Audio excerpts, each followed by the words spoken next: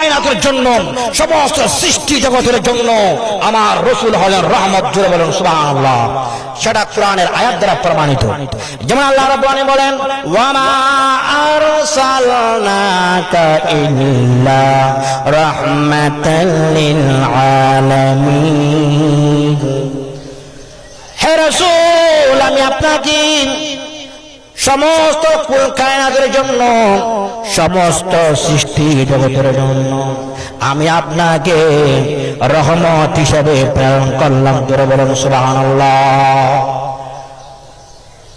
এজন্য আমরা আমার রাসূল পাক সাল্লাল্লাহু আলাইহি সাল্লাম পৃথিবীর জমিনে শুভাগমন করেছেন, এটা আমরা সবাই আনন্দিত।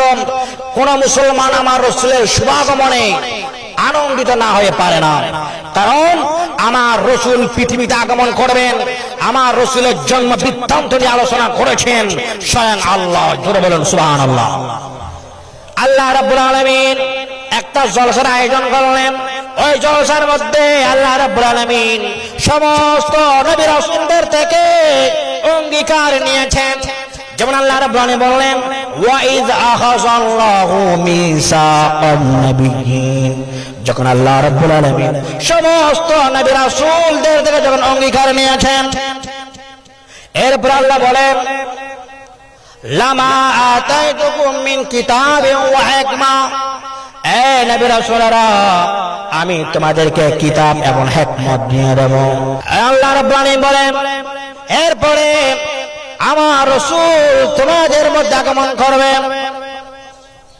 এরপর আল্লাহ রাব্বুল আলামিন বলেন, লা তুমিনুন্না বিহি ওয়া লা তানসুরুন্নাহু।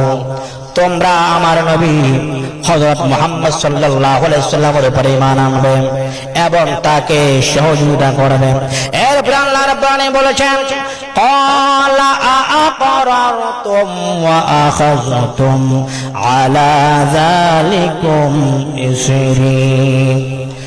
ওগো নবী রাসূলেরা, আমি তোমাদের থেকে যে অঙ্গীকার গ্রহণ করেছি ওই অঙ্গীকার কি তোমরা মেনে নিয়েছো?